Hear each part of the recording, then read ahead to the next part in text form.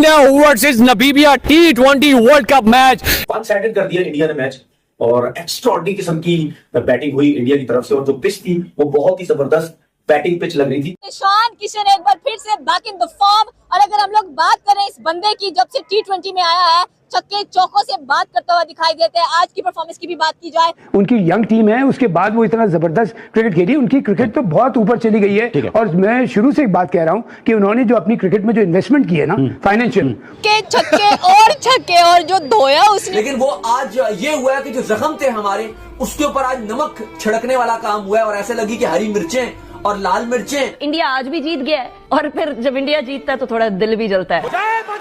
ये होते हैं प्लेयर्स भी, देख के सुन के दिल खुश होता है। इंडिया ने ऐसे मारा है जैसे बोरी में बांध के मारते हैं। ये है टीम इंडिया। नाउ इंडिया छा गया रे, बिल्कुल इंडिया छा गया। आप बाप होता है जी, बाप कभी नहीं जीतने देता। इंडिया बाप है ना। दिल दुखता है यार, हमारी क्रिकेट कहाँ चली गई। इंडिया की बात करी, वो 11 के 11 जो है ना मैच विनर है। वो होमवर्क करते हैं, लॉन्ग रन का करते हैं। उन्होंने होमवर्क किया हुआ है, इसीलिए उन्होंने जो है मैचेस जीते हैं। उन्होंने इन्वेस्ट किया है, उन्होंने अपने प्लेयर्स पे इन्वेस्ट किया है। ऐसी अचीवमेंट आपने दिखाई है अनबिलीवेबल इंडियन कंट्री के लिए, उनको मुबारकबाद। क्या प्लेयर मिला है टीम इंडिया को। Mother of cricket is India, king is India and cricket is all about India. इसकी एक ही वजह है, फंडामेंटल स्ट्रॉन्ग है इस टीम के। इस टीम में टैलेंट है, इस टीम में जो ईगो है, इस टीम की एक रेपुटेशन है, इस टीम में अकल है। ये तबाही और बर्बादी है। मुश्किल पिच के ऊपर इतनी तेज क्रिकेट खेलना किसी के बाप के बस की बात नहीं है, इतनी तेज क्रिकेट। सबसे पहले तो आप मुझे ये बता दीजिए, मैं तो बड़े दुख में बैठी हुई हूँ। डिजर्व करते थे वो, उन्होंने क्रिकेट में जो इन्वेस्ट करते हो आप अपने नीचे के डोमेस्टिक स्ट्रक्चर पे, अच्छी क्रिकेट पे,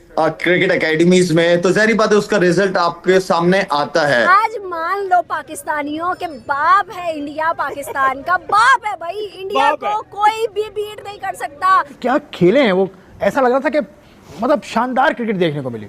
समझ नहीं आ रही, ना मुझसे खाया जाता है, ना सोया जाता है, ना कोई बात की जाती है, ना कुछ समझ आ रहा है। हमेशा अपने ऊपर हार्डवर्क किया, वो किस तरह परफॉर्म कर रहा है। यकीन मानो ऐसा लगता है यार ये T20 नहीं, ये कोई जो वो ऐसा लग रहा था कोई T10 मैच है, कोई 5 ओवर्स का मैच है। जब बल्ला का शोर इतना ज्यादा हो जाता है तो सारे लोगों का शोर कोई मायने नहीं रखता। When the bat speaks, the noise fades. Oh, what a beauty of a knock. Full cold-blooded knock by Ishan Kishan. किसी एक का भी स्ट्राइक रेट जो है, किसी एक का भी स्ट्राइक रेट 200 के नीचे का नहीं है।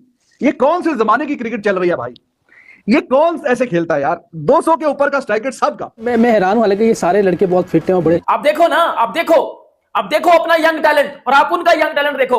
आपका साइम अयूब घंटा परफॉर्मेंस है उसकी। आपके किसी बैट्समैन ने 5 छक्के मारे हैं, खाए होंगे बॉलर ने, लेकिन मारे नहीं होंगे किसी बैट्समैन ने। चाहे जितना मर्जी कर लो, मारे हैं किसी बैट्समैन ने 5 छक्के, मारे हैं बाबर रिजवान ने 5 छक्के। इंडिया वर्सेस नामीबिया का मैच, नामीबिया ने टॉस जीता, भारत को बैटिंग करने का अवसर दिया और भारत ने पहले बैटिंग करते हुए 209 रन ठोक दिए। और ईशान किशन की जितनी तारीफ करी जाए उतनी कम। 24 बॉल पे 61 रन उन्होंने बनाए, बैक टू बैक 4 छक्के। हालांकि यार संजू सैमसन का भी ऐसा कमबैक हुआ कि संजू सैमसन को अभिषेक शर्मा की जगह खेलने का मौका मिला। हालांकि वो ज्यादा चल नहीं पाए, 22 रन बनाए 8 बॉल पे और जिसमें 3 छक्के उन्होंने मारे, लेकिन वो फिर कैच आउट हो गए। हार्दिक पांड्या की क्या तबाही बैटिंग रही, 52 रन हार्दिक पांड्या ने बनाए और दुबे जी तो रन आउट हो गए। पहले तो आप मुझे ये बता दीजिए, मैं तो बड़े दुख में बैठी हुई हूँ, कैसा देख रहे हैं आप इसे। थैंक यू सो मच किरण देखें, डिजर्व करते थे वो, उन्होंने क्रिकेट में जो इन्वेस्ट करते हो आप अपने नीचे के डोमेस्टिक स्ट्रक्चर पे, अच्छी क्रिकेट पे, क्रिकेट एकेडमीज में, तो जाहिर बात है उसका रिजल्ट आपके सामने आता है। और नो डाउट इंडिया का कॉम्बिनेशन, उसकी सिलेक्शन, किस कंडीशन में उन्होंने क्रिकेट खेलनी है, तो उनके सिलेक्शन कमेटी ने बड़े जबरदस्त तरीके से काम किया और अच्छी टीम सेलेक्ट की और डिजर्व भी करती थी। अभी अगर आप इंडिया की टीम उठा के देखें, ओपनर से लेकर मिडिल ऑर्डर के बाद ऑलराउंडर्स, फिर जेन्युइन स्पिनर्स, फास्ट बॉलर्स, तो ओवरऑल सिलेक्शन ने बड़ी जबरदस्त टीम सेलेक्ट की कंडीशन के हिसाब से, तो डिजर्व करते हैं जीतना। आज मान लो पाकिस्तानियों के बाप है इंडिया, पाकिस्तान का बाप है भाई। इंडिया को कोई भी बीट नहीं कर सकता। हम तो जंगों की बातें करते थे, उसने तो खाली क्रिकेट में आपको बता दिया। जंग तो बड़ी दूर की बात है, जंगों को बाद में देखेंगे, पहले क्रिकेट में तो उसका मुकाबला करके देखो। नहीं हो सकता इंडिया का मुकाबला। मैं कहती हूँ कमाल की टीम है। यहाँ हमारे बाबर आजम पे कैप्टनसी आई थी तो भाई मेरे से संभाली नहीं जा रही। रोहित पे आई और उस पे आई, रिजवान पे आई, तो संभाली नहीं जा रही। उन दोनों को निकाला, बाइट फेंका। खुश है इंडिया, यही चीज तो चाह रहा था जय शाह, उसको यही चाहिए था कि बस हम लोग किसी तरीके से जीत जाए, और वो जीत गए। पूरी दुनिया शोर मचा रही थी, हम भी मचा रहे थे। ये बीसीसीआई वैसी ड्रामेबाज क्रिकेट बोर्ड है, उसके बाद उनका जो बंदा है जय शाह, वो आईसीसी का चेयरमैन बन गया है, वो हर टाइम वहां बैठा रहता है। ठीक है, तो जाहिर सी बात है उसकी टीम ने जीतना ही है ना। मुझसे आज कोई सवाल ना करो, आज जो मेरे दिल में ना वो मुझे बोलने दो। सबसे मैं ये पहले बोलूंगी, मैंने तो पहले बोल दिया था कि इंडिया ने जीतना ही जीतना, लेकिन फिर भी था कि भाई मैच तो होने दो, फिर हमें आइडिया होगा। ऐसा कुछ होगा हमें आइडिया नहीं था। मैच बहुत ही ज्यादा जबरदस्त रहा। इंडियंस को चैलेंज करना आसान काम है कोई? ऐसा वैसा अब वो गया ना, अब वो चुप करके चला गया। Ishan Kishan is the man who is on the godly level right now, 265 का स्ट्राइक रेट। ईशान किशन एक ऐसे लेवल पे ऑपरेट कर रहा है कि ये बंदा लगता है कि या तो ये बाहर गया ही नहीं था, या ये बाहर जब बैठा है और उसने अपने आप को ऐसे इवॉल्व किया है that he has now come back and he will be an absolute nightmare for the bowlers. क्योंकि यहां तो हर कोई प्री टूर्नामेंट कह रहा है इस टूर्नामेंट में सबसे ज्यादा छक्के अभिषेक मारेगा, इस टूर्नामेंट का सबसे हाईएस्ट स्कोरर अभिषेक होगा, पावर प्ले का स्ट्राइक रेट अभिषेक होगा। But it is a brilliant news for team India कि इस टूर्नामेंट में अभिषेक शायद बैक सीट ले ले, लेकिन फ्रंट सीट के ऊपर ईशान किशन आके बैठ जाएगा, because the kind of the strike power he is creating.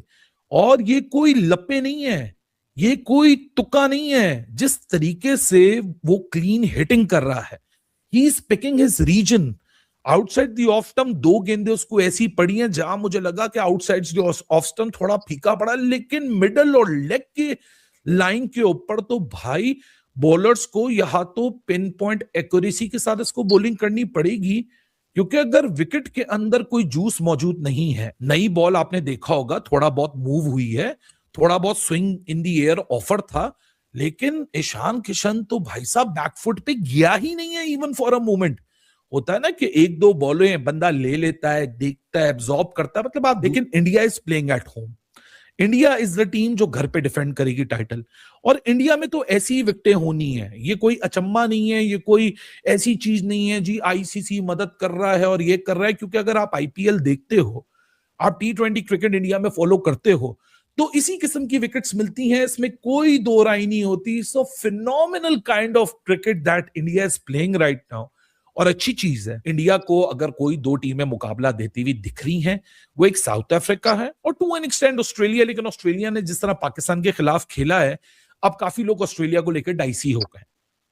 PAT Cummins available नहीं है, हेजलवुड की स्टार्टिंग का पता नहीं है कि वो early in the tournament start करेगा नहीं करेगा, सेकंड स्टेज तक अवेलेबल होगा।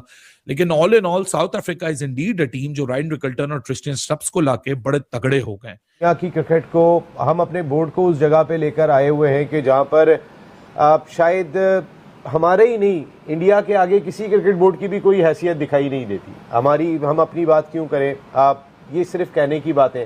इंटरनेशनल क्रिकेट काउंसिल 2.5 महीने, जिस वक्त इंडियन प्रीमियर लीग होती है, सारी दुनिया की क्रिकेट रोक देती है, सारे दुनिया के स्टार्स आके वहाँ पे खेल रहे होते हैं। इंग्लैंड क्रिकेट बोर्ड कहता है कि जी आईपीएल में तो हमारे प्लेयर खेलने जाएंगे, पीएसएल में खेलने नहीं जाएंगे। मकसद है कि इतनी खुला के बात कर रहे होते हैं। जब ऐसी सूरत हाल होगी तो आप इंडियन प्रीमियर लीग को कैसे रोक सकेंगे, प्लेयर्स को जाने से कैसे रोक सकेंगे, या फिर इंडिया के प्लेयर्स अगर नहीं जाते हैं कहीं पे, तो ये तो इंडियन क्रिकेट बोर्ड की अपनी एक सख्ती है, एक उनका अंदाज है। पैसे तो उनको वहाँ भी जाके मिलते हैं, लेकिन वो इतना पैसा अपनी डोमेस्टिक क्रिकेट में दे देते हैं, वो इतना पैसा आईपीएल की सूरत में दे देते हैं, वो बाहर के प्लेयर्स को इतना पैसा दे देते हैं कि लोग उनको शक की निगाह से देख रहे होते हैं कि मैक्सवेल ने जानबूझ के कैच तो नहीं छोड़ा ये कोहली का।